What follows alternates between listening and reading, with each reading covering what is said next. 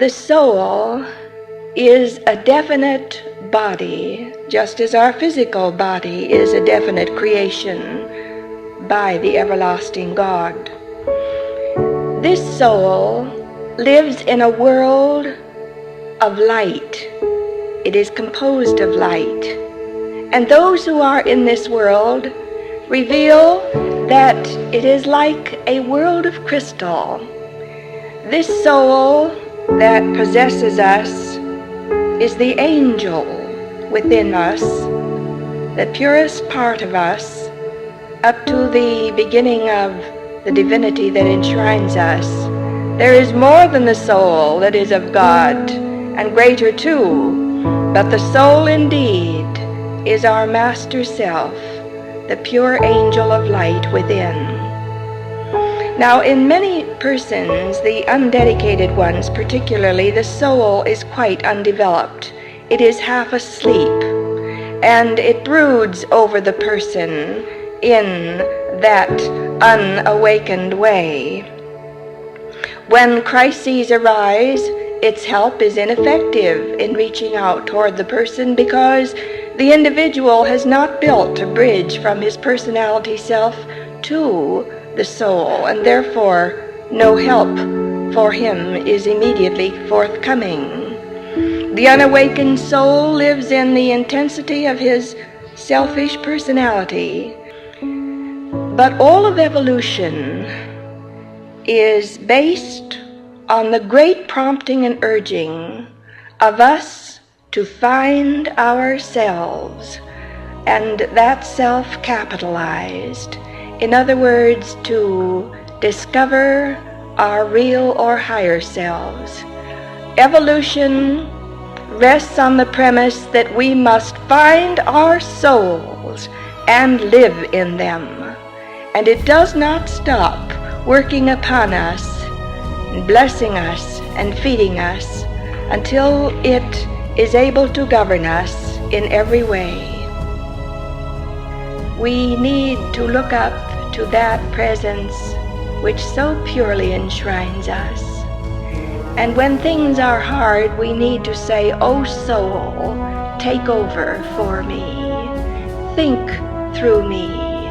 Teach me what to do in this difficult situation, and help my personality self so that it will not grow rigid, that it will not be nervous, or confused, or tense, or ill. Help me sustain it so that I can derive enjoyment and growth and progress in every day that I live with your help."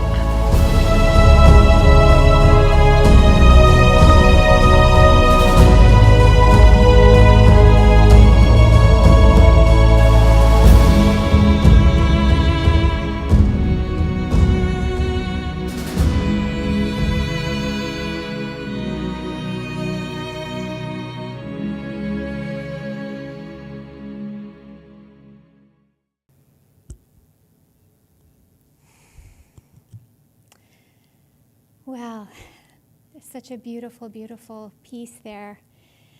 And we welcome you, and good morning on this beautiful, beautiful day. We welcome you to our Church of the Holy Quest, and a special welcome if you're here for the first time, and hello to those who are at home. So we come after two very, very beautiful talks, one on the personality self, and the second, the dark night of the soul, both extremely important aspects of who we are, and so brilliantly done by Blake and Deborah. And today we come to the third most beautiful divine aspect of ourself, the soul. And we look forward to Dan's offering on this beautiful, beautiful, sparkling, divine aspect of ourselves.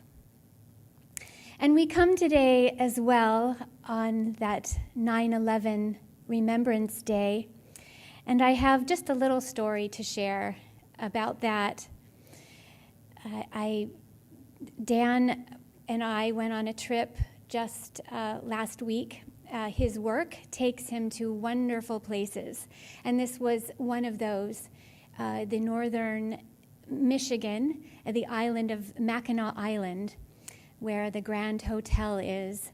And it's such beautiful, beautiful land, and such deep history of our nation lies there. And on this island, there are no cars, just horse-driven buggies and people on bikes and the beautiful, beautiful Victorian homes and gardens. So we spent some time there, and the day we were heading out, we just went across the ferry onto the mainland, and we had a hotel there. And when we got there, the receptionist said, well, would you like an upgrade for just a small amount to be on the lake because we're having fireworks tonight? And we said, well, of course, that would be lovely. And so we were unexpectedly given this beautiful gift. So at 9 p.m., just outside our door, we just walked out and sat there on the porch, and the fireworks were right there because they were sending them out from the water. So these beautiful fireworks right in front of us, the sparkling light and the colors and the brilliance, I was just letting it wash over me. And all of that day, I was thinking about this being the 9/11 weekend. And what a beautiful gift of that sparkling light, just like at the beginning of that soul video. And I let that sink in, and feeling that gift of our country with fireworks are such a symbol and an experience of patriotism, whatever country you're from. And so let us let that sparkling light be in the forefront of our minds today, that beautiful gift of light, that beautiful gift as we get to center on this beautiful aspect of our soul.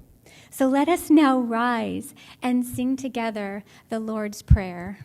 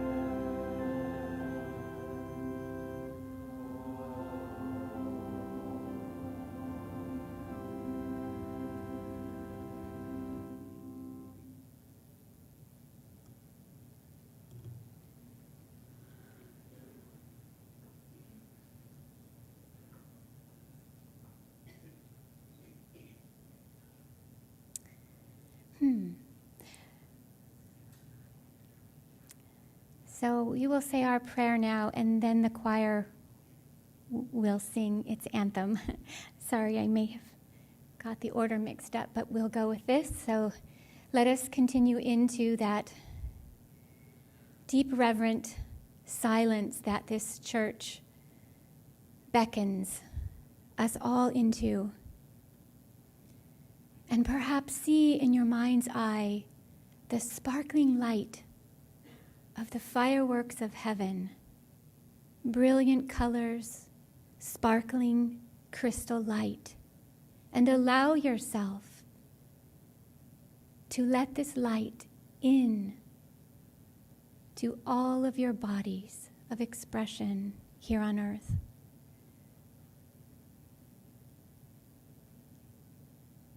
O wondrous Spirit of God most high and holy,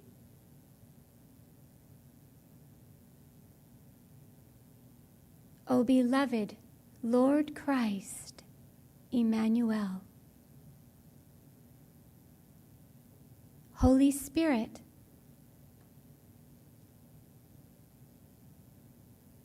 Spirit of grace and mercy, and to the angels and all souls who are perfected and who are on their way towards this beautiful, beautiful way. We come with our intentions raised upon you as we strive in this life to build that bridge towards enlightenment, towards experiencing the light of our soul and bringing it forth into our world more fully, more beautifully, more freely, and with great joy. We thank you for this moment, for this place, and for this wonderful group of souls gathered here,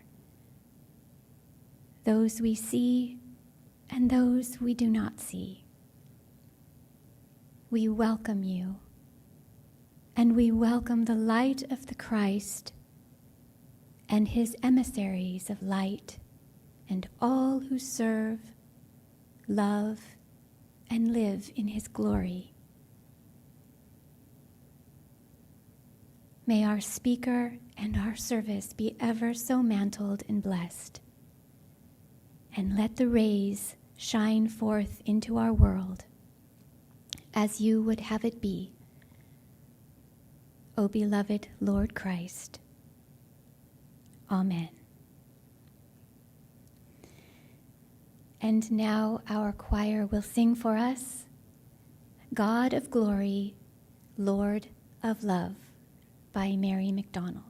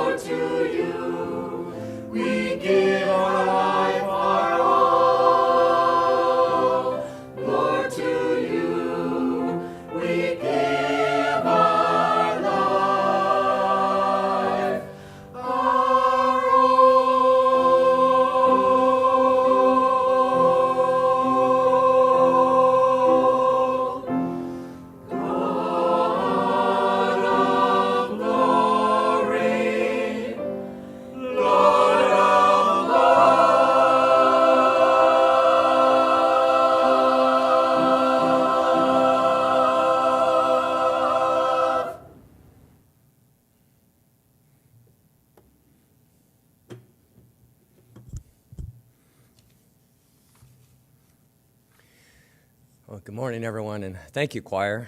A beautiful, beautiful hymn. There's a greater, immortal part of us that is holy and pure, untouched by evil, divine in nature. It is our true and real self, our soul. It is wise, loving, courageous, and true. It is everything we have ever wanted to be spiritually, and so much more far beyond our imagination. Our soul is the source of our highest aspirations and spiritual ideals, our dreams for fulfillment, peace, and wholeness. It is everything that is possible for us to become.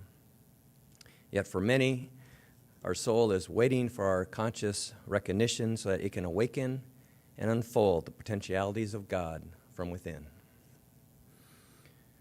Our soul is our individuation and expression of God indwelling. It is the beginning of the divinity that enshrines us. It is our true spiritual self.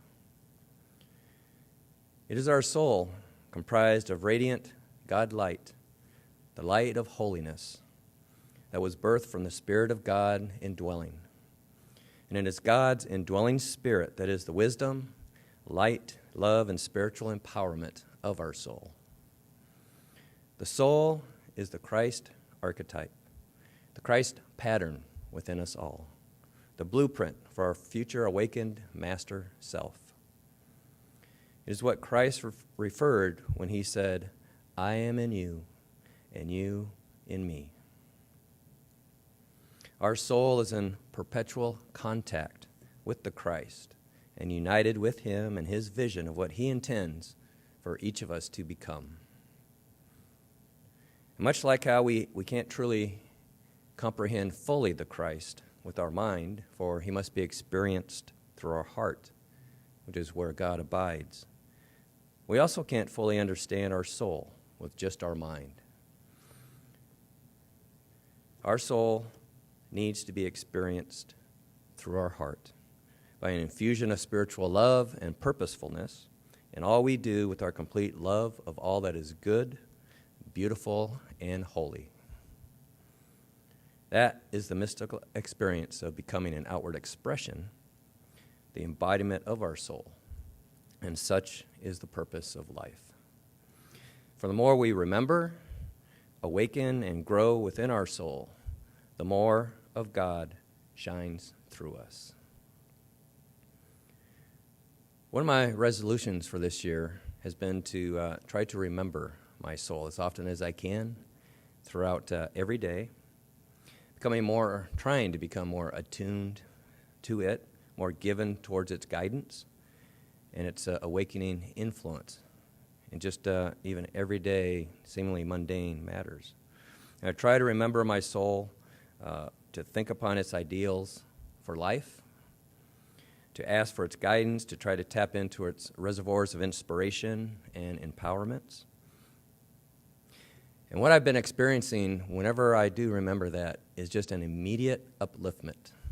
It just immediately takes me from whatever I am at consciously into a much higher state. And often ideas will come forth, inspiration, always a sense of deeper peace and a deeper connection with God. I ask for its mantling when I write or give a presentation, and asking to share from the heart and mind of my soul. And it has been a wonderful learning experience, getting to know my real self and trying to infuse what it holds for what is possible, not just in this incarnation generally, but in every single moment.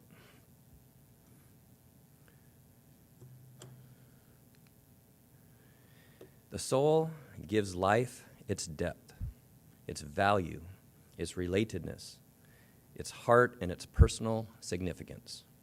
It gives the mind intelligence and creativity, the heart, the capacity to love. And you have just one soul throughout the epic journey of evolution, and it is given numerous physical lifetimes of opportunities to blossom its inherent godliness. Flower has written, imagine this, she says, what we see in the physical is less than 1,000th of the soul. The soul is to our physical body what the Spirit of God is to our soul. The soul has immensity consciousness. She continues, what would take an entire symphony in the physical world to portray the purpose and beauty of the composer would be done and understood by the soul in just one chord. So how often are you aware of the overshadowing of your precious soul? Do you seek its counsel, its enlightenments, its intuitions, and inspiration to enrich you toward greater and greater spiritual fulfillments? How often do you rise to try to live up to its lofty ideals and to realize its possibilities? How often do you give yourself to its instruction? How often daily do you feed your soul through beauty? Our purpose is to live in such a way that we aspire to access and awaken, to blossom and channel this pure and holy expression of our individuality. To use it to spiritualize and refine our outward consciousness, character, and personality selves. To live within its creative outflow. Our soul is the divine archetype of our budding master self or angel self. And when we all one day become perfected sons and daughters of God as a master soul in some distant future lifetime, which is all of our destiny, we will be living constantly from the alpine spheres of soulic consciousness or Christ consciousness within God's eternal spirit of love. Christ lived to reveal to us what a fully blossomed soul is and what life at the soul level can become. That was his great gift to us. He revealed that which is within us all, that which is possible. He never, ever lived below the soul level of consciousness, and most often, he was beyond it. And that is to be the future summit of our own realizations, ascending one step at a time. Now, the gift of our soul is illumination. Our higher self is always trying to reach our outward consciousness to lead us, to teach and illumine us, to infuse us with creative spiritual expression. But what is needed for its penetration into our consciousness is for us to be more spiritually minded in our growing love of goodness, beauty, and truth, becoming more reverent, kind, grateful, and loving, giving more of ourselves in service to others, in self-surrender of the ego, and working towards higher refinements. Those are the gateways that enable the soul's empowerment. Enlightenment and illumination are seeing, understanding, and living through the eyes of our soul. It is the soul that is always trying to get us to see things in a new light. How we see things is the key to illumination, with new interests, with spiritual thoughtfulness and spiritual purposefulness. The soul is our eyes, the eyes of the divine, looking for new insights, new understanding, and new possibilities within opportunities. The soul is always looking to spiritualize our motivations, our choices, our spiritual use of our time. The soul is always trying to get us to bring light into our circumstances, to grow in greater depth, greater awareness and expansiveness, to see things from all angles, to see with the eyes of compassion with greater understanding that might provide opportunities for reconciliation and forgiveness or in helpfulness. And just as we open our eyes to see the outer world the soul opens its eyes and sees the inner world. The soul only knows reality, that which is spiritual, eternal, everlasting truth. And we bring through our soul's empowerments, the more we remember its overshadowing, its governing and guiding influence that enable us to have value in all of our outward experiences, as long as we strive to receive its incentives of inspiration. I like to remember that our soul is a holy reservoir of divine archetypes. Archetypes for attainments and fulfillments, of usefulness, of enlightened progress and growth, and an impetus always toward greater wholeness and completeness within the measure of the fullness of Christ. These archetypes are constantly released from the Christ and other holy ones into our soul. Divine seeds waiting for the cultivation of a fertile consciousness to bring them forth to fruition. Flower has shared, especially on Christmas Eve, she has seen the releasement of these archetypes of light that are like rain coming down upon the earth, waiting for that fertile consciousness of a person to be able to receive it and to grow it and nurture it. These archetypes are the source of our ideals and inspiration and the blueprint of what we can overcome in our becoming more of God. I'd like to share a story of Catherine Avery. She's a 65-year-old woman who lives just outside of Denver, Colorado, and how sometimes even tragedy, the worst of tragedies, can make one receptive to the inspiration and the guiding influence of our soul to bring us back into the peace of God. And we heard last week from Deborah Waitley of the dark night of the soul, which Catherine certainly experienced. But no matter how dark the night, the dawn comes and is transcendently luminous and full of opportunities for going forward into the light. So nearly 2 years ago on December 20th, Catherine and her husband were baking for Christmas, and they ran short of some supplies, so he was going to just run down to the store and come back. So he left, and after about 20, 30 minutes or so, Catherine just had this very dramatic and stark, cold feeling that something is not right. And she kept waiting for him to return, waiting. An hour went by, 2 hours, and nothing. So she was calling hospitals. She called the police department and was told that he was involved in an accident and had been killed by 3 robbery suspects who had robbed a store and were in a high-speed pursuit and ran a stoplight and T-boned into his car and killed him.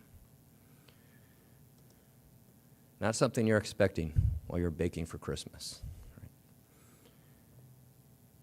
So if you can imagine such a unforeseen tragedy out of nowhere and where that could take your life, 2 completely different directions, depending on your consciousness and how we try to make spiritual sense of things and to try to move through them in ways that would be constructive and it will foster our return to peace. So she was so overcome by the compassion of the police officers, not just there at the scene, but who would come by her house, who would bring her food. They would drive by in the middle of the night and just flash their lights towards her window just so she knew they were out there taking care of her and thinking of her. So in gratitude to all this kindness, one day she made a lot of food and brought it to the police department to give to them. And she heard that one of the officers just the previous day had been, I'll spare you the details, but just one of the most horrific murders that I've heard of. and he was back at work. And she was saying, why are you here? Right? How do you deal with that? And basically they said, we don't. We just kind of move on, right? Because there's going to be something else today or tomorrow. And just that experience, and based on all the kindness and compassion that she was shown, and they wouldn't stop. They would keep coming by. She decides to take her inheritance from her father, who died a few months earlier, and bought a $1.25 million acre ranch, 8,000 feet up in the mountains overlooking Denver, and calls it Restoration Ranch as a place solely for peace officers to come for free anytime they want, for their souls to be restored and to try to come to peace. And this is just the beginning. I've spent the night there as the first peace officer to spend the night there while they were kind of finishing up and opening it up for everyone else. And she is a driven woman. Her every waking moment is trying to do something for peace officers, which was never in her consciousness in her first 65 years of life, ever. And it was through compassion that awakened her soul to manifest some kind of good from that evil. And she just beams. She has this new purpose in life. And the officers are taking it up. They're coming up there. And it is beyond idyllic. It was just a gorgeous, gorgeous, peaceful place. And what a way to respond to a tragedy. Just what good can I do here, right? And doing so much good for those who hopefully can prevent some suffering. That's all manifested from our soul, from the inspiration, from the guidance, from deep within to help us restore our peace and come back to God.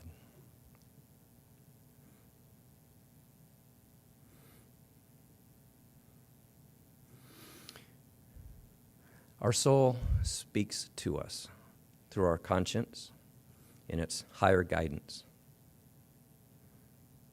Our soul is constantly speaking to us through insights, through intuition, through inner perceptions and revelations, through promptings, through inspiration with spiritual ideals.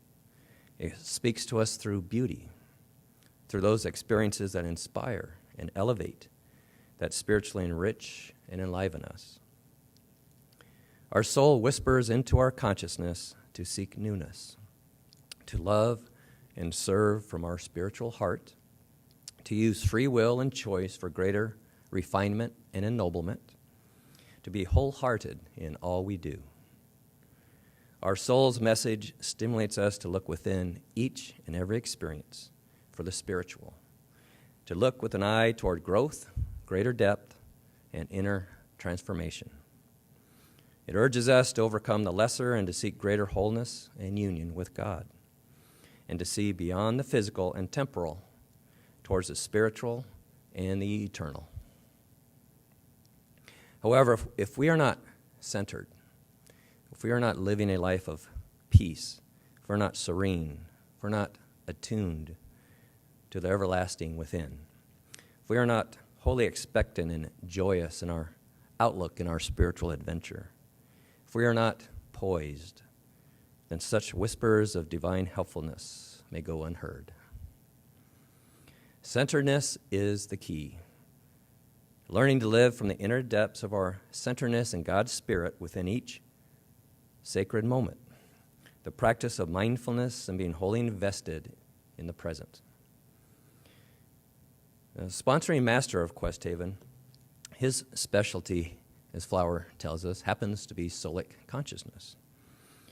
And Flower said that this is one of the most important points in the Master's teachings in the book Disciplines of the Holy Quest. Find your inner center, the center of your inner selves. When you have found the heart of your real individuality, you will know how to think, how to react, and how to bless those who constitute your present world. Let this be your effort to keep centered, to keep attuned to the real, to be attuned with your soul. Within our soul are the seeds of godliness. Our real self is permeated with divine presence, divine will for wholeness and completeness, divine intelligence, divine love and grace, divine ability, divine power, divine creativity and activity. It is for us to strive to access these powers and learn through the persistent practice of our Christed living to channel those God powers from our soul into our outward consciousness and circumstances. And we do this with recollectedness, with patience, with dedication, and spiritual purposefulness.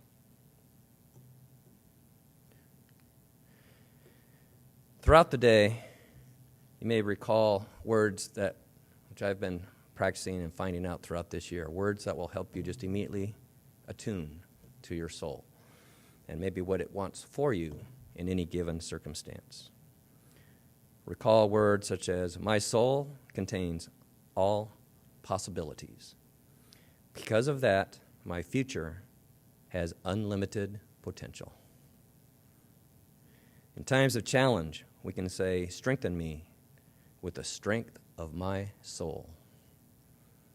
Or, teach me, dear soul, the lesson of this experience.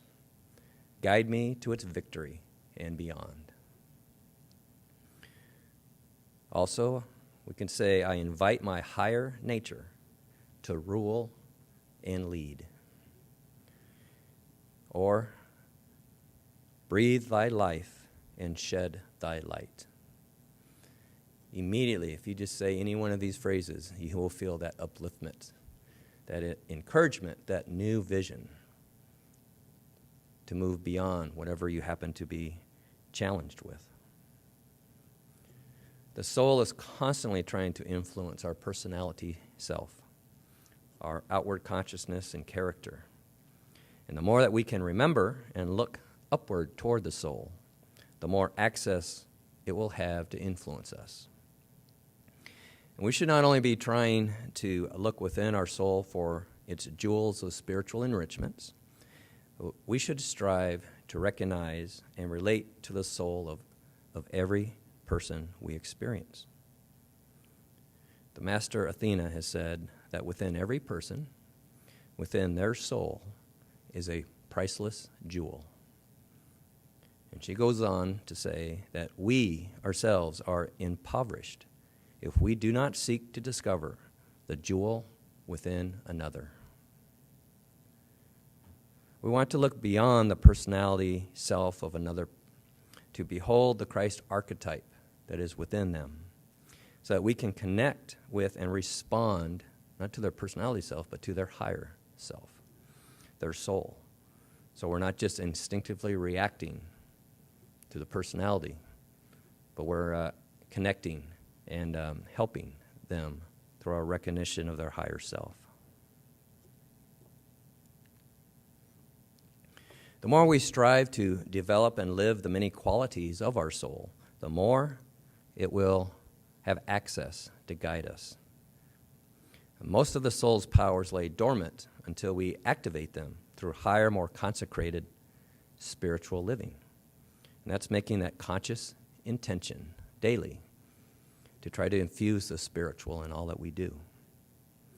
Qualities of the soul include spiritual love, reverence for God and all of life, humility and teachableness, gratitude and selfless service, intelligence, joyousness and peace, courage, discipline, purity, a hunger and thirst for righteousness, and immensity consciousness. To live from your soul, remember it as often as you can, and its guiding influence, and strive to embody these soulic qualities. Ask yourself what your soul would have you do in any given situation. Make it a practice to surrender personal will for that which is inwardly directing you. Make it a practice to surrender to the higher, to the impersonal, always to the spiritual. As Master John told us, the spiritual is our rock of salvation. And we, of course, get that and that impetus from our soul. The more that we remember these soul qualities and apply them, the more life will be imbued with stimulus, challenge, beauty, and wonder. This living of the spiritual life is the heartbeat of illumination, where belief becomes experience, when growth births greater freedom, peace, and bliss. And I mentioned earlier about feeding your soul daily with beauty. Our soul craves that which is beautiful, which is, of course, an expression of God. It is renewed and fed by beauty and by goodness. Therefore, we should be in an environment where the soul is respected and honored. We should strive to live a life worthy of our soul.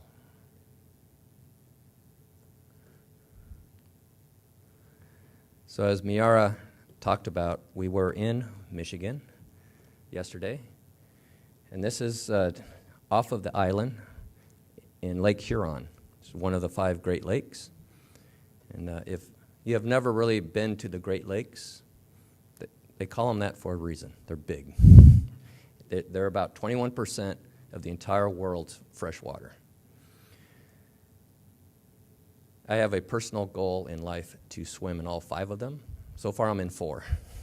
I have 1 left. So this is Great Lake Huron. And as you can imagine, these lakes being so immense and being either right on the Canadian border or just under it, the water is not normally very warm.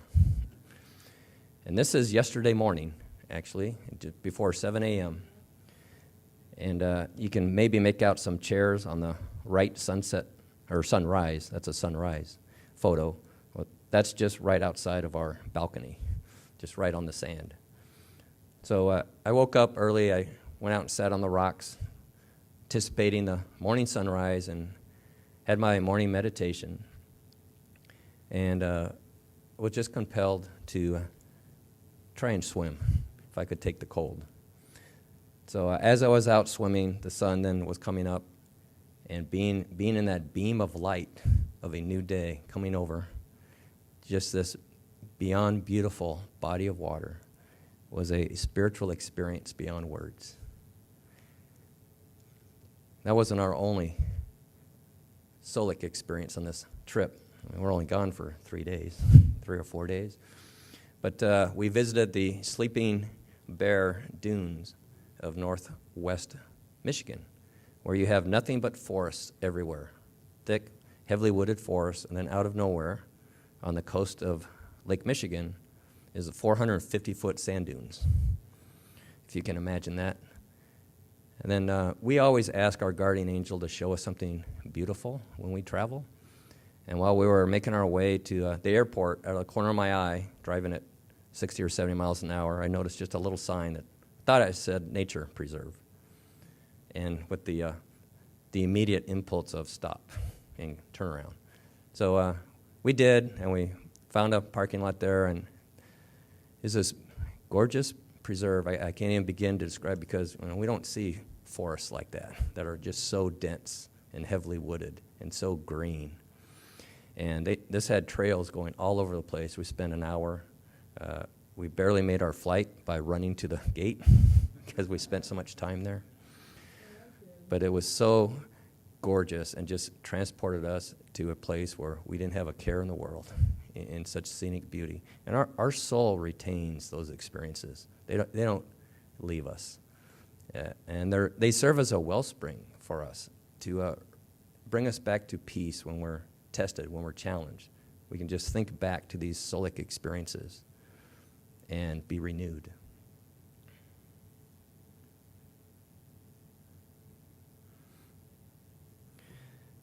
St. Paul wrote, this is called Words of the Soul. Finally, brethren, whatsoever things are true, whatsoever things are honest, whatsoever things are just, whatsoever things are pure, whatsoever things are lovely, whatsoever things are of goodness, if there be any virtue, if there be any praise, think on these things, and the God of peace will be with you. That is a message from our soul. In the words of Alfred Tennyson, live pure, speak true, right wrong, follow the Christ. That is the call note of the soul as well. I'd like to just mention briefly some differences between our soul and our personality self. Now, we only have one soul forever, and the process of evolution and coming to earth is to awaken and become more of our soul. But we have a new personality every lifetime, a new personality that's based upon our past interests, experiences, and karma. The soul urges us to climb the mountain of God-conscious attainment. That is its constant urging, while the personality self is constantly resisting it. The personality is always saying, I want, where the soul is saying, I serve. The personality is satisfied with how things are. They're okay. We don't need to improve. While the soul is saying, what more can we do? How much more good can we create?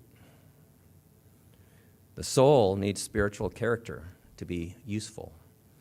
It is always selfless and giving. The personality needs only self-centered desire and ego to be satisfied. The soul is always higher, purer, constructive, spiritual, and striving for wholeness. The personality is mostly influenced by lower forces and our pride and ego. The personality is chiefly concerned with material comforts, with ease and with pleasures, while the soul is concerned with growth, spiritual attainment, and fulfillment, ever striving for more God realizations. Personality often tries to get by with the least amount of effort possible, where the soul is always wholehearted and constantly in the pursuit of excellence. The personality self is self-centered, selfish. It is the I consciousness, while the soul functions within the we consciousness, constantly aware and attuned to God, to the living Christ, to our guardian, to all the forces of light that are manifesting good through us. The personality is primarily concerned with what immediately affects it, while the soul's outlook is always universal, all-inclusive, all-embracing, always seeking and celebrating the good and the good in others.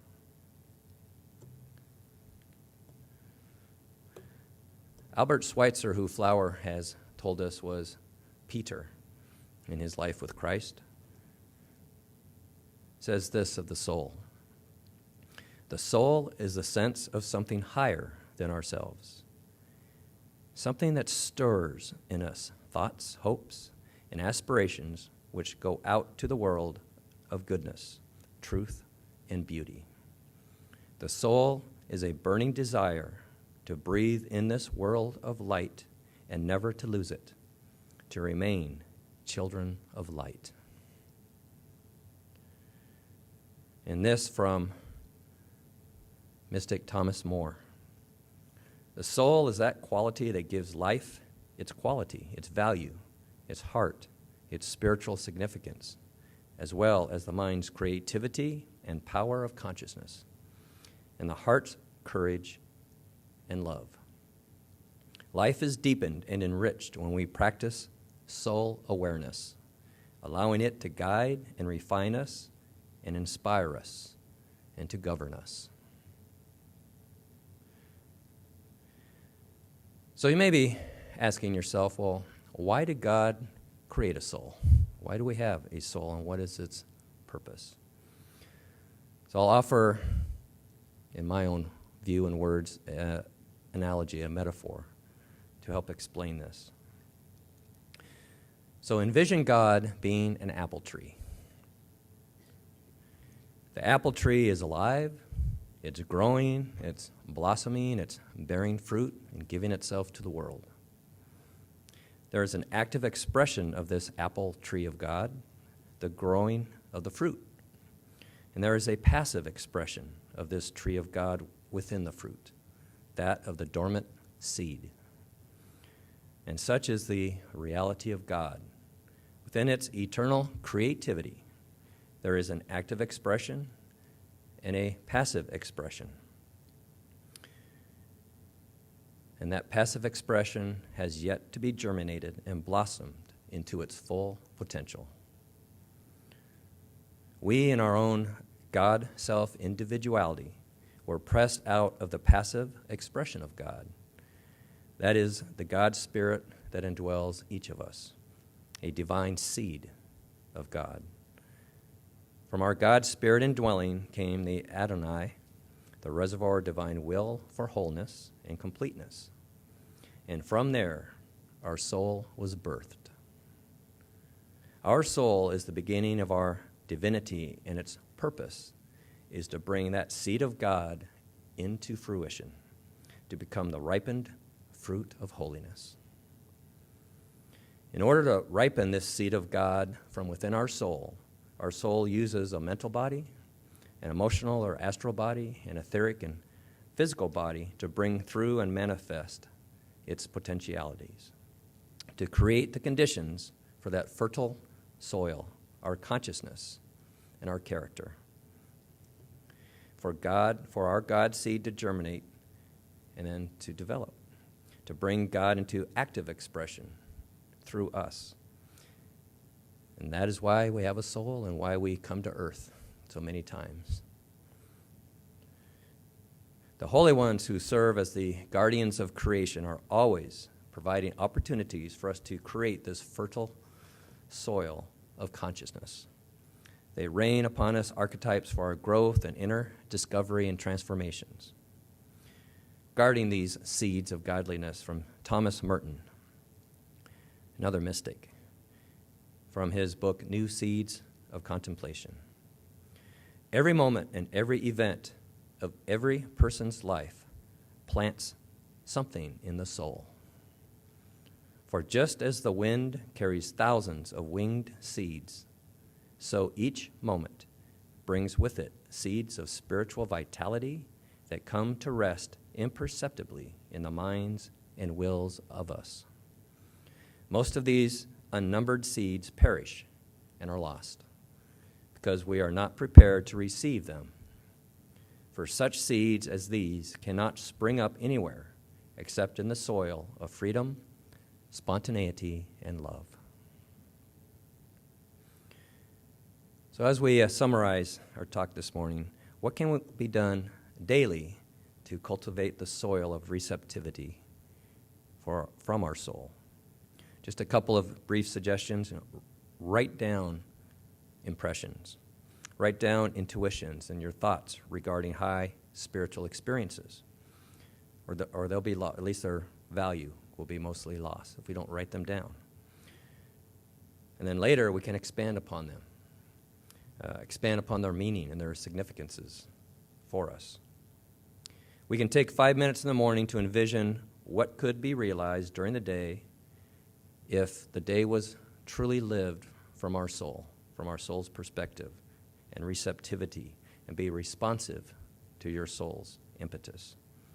What would it mean to meet a certain situation from the soul level? And think about that, plan that out, envision you doing that for the day. Or we can just take one quality of the soul that we mentioned and focus just upon that one quality throughout the day, going deeper within that soul quality and really trying to live it, to expand your understanding of it. Part of all of this practice and trying to live the life is to try to normalize the spiritual. So it becomes second nature. We have a challenge, we have a crisis, something's happening, we immediately go to it. That's the ideal. And the more that we practice it, the more normal that will become and the greater help we'll be receiving. We can choose a phrase to remember and use throughout the day that will immediately attune you to your soul, such as from the Bible, "Thou restoreth my soul," or "Teach me, O soul, and lead me in this moment." So in conclusion, a reporter once asked Mother Teresa, who was a true saint who lived from her soul consistently. This reporter asked her how she could accomplish so much. How was she able to work tirelessly in the most primitive conditions, caring for the so-called untouchables, the diseased, and the dying?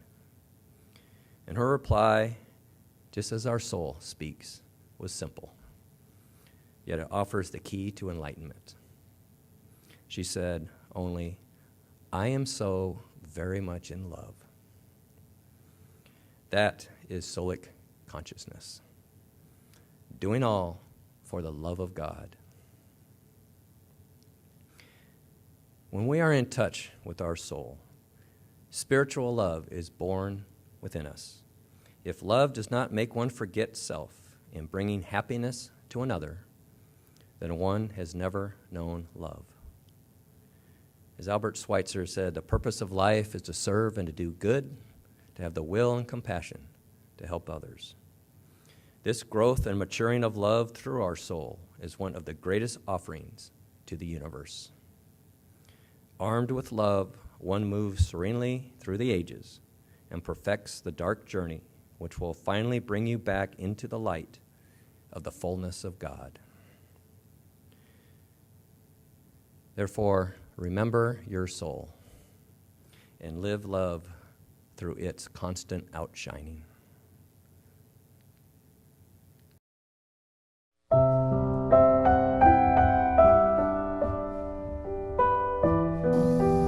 And then we will realize through quietness, self-control and self-confidence. And also, we are told by the great ones that God, who is thou will keep him in perfect peace, whose mind is stayed on thee. That all of us remember to remind the souls by which we are surrounded that they are here to learn, to deepen themselves, to overcome themselves, and to grow. And only in that manner will life become invincibly beautiful. Amen.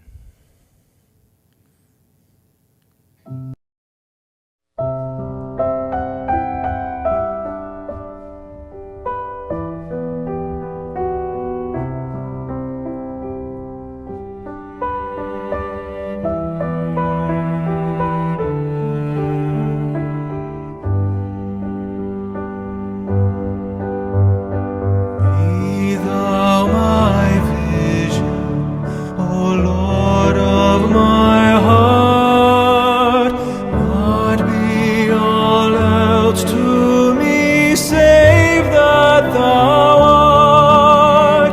Thou my best thought by day or by night, waking or sleeping, thy presence my life.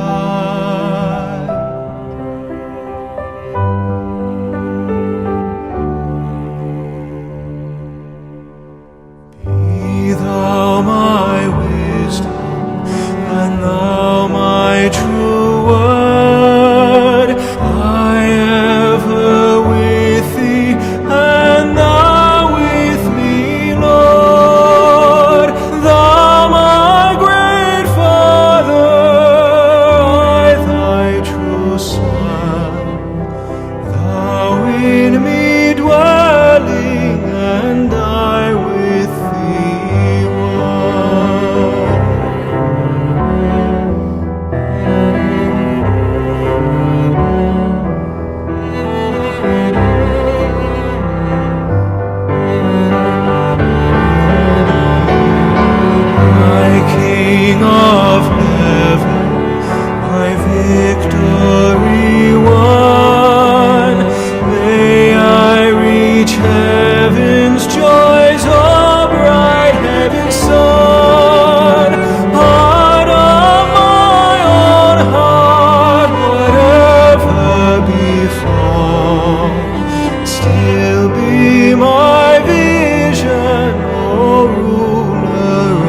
of all.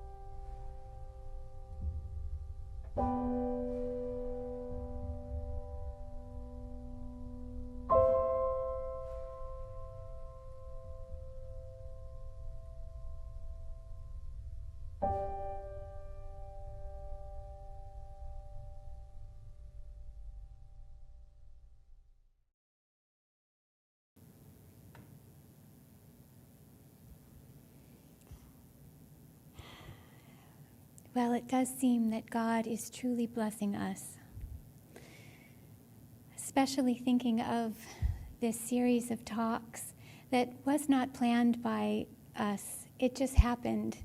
And through the personality self, through the dark night of the soul, and then today, that beautiful talk, Dark Night of the Soul, and today, the beautiful talk by Dan, thank you, on the soul. And then next week, we will be focusing on the angels. And we know from our studies here that our soul is the angel self. So we will be looking at how we connect as souls to the angelic kingdom, which brings us into Michaelmas. It's all beautiful. So much for us to work with as we are on this journey. So a few announcements that we will have Michaelmas rehearsals directly after service today. And so if you would leave timely, or you're welcome to stay. And next Sunday, again, I will be speaking on the God's emissaries of light, the hierarchy of angels. Our Michaelmas retreat is September 23rd, 24th, and 25th. We are calling it this year Moments of God Light with the Angels. And there are flyers in the narthex on the table for you to take for all the schedule and ongoing events of the weekend. And we ask that you put it on your calendar. We don't want you to miss it this year, ever. Please join us following service for refreshments and fellowship in the Friendship House. And Dan will conclude us with the prayer and special song and benediction.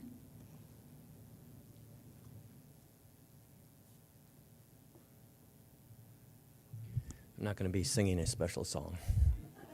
We'll be joining in one.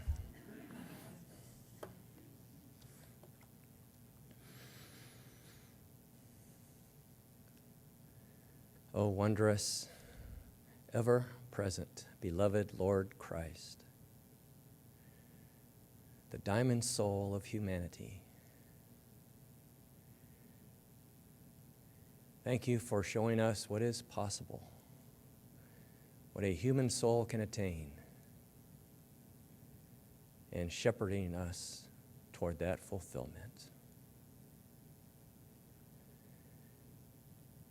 May every expression of life awaken to the inner potentialities of what you make possible in God's blossoming the seeds of divinity through all life. In thy most holy name, so be it. Amen. And now, with this being 9/11, I'm going to sing a song, but I would like us to think and remember that war and violence doesn't ever change consciousness. Love does. So I invite you all to stand and sing with us hymn number 3, Let There Be Peace on Earth.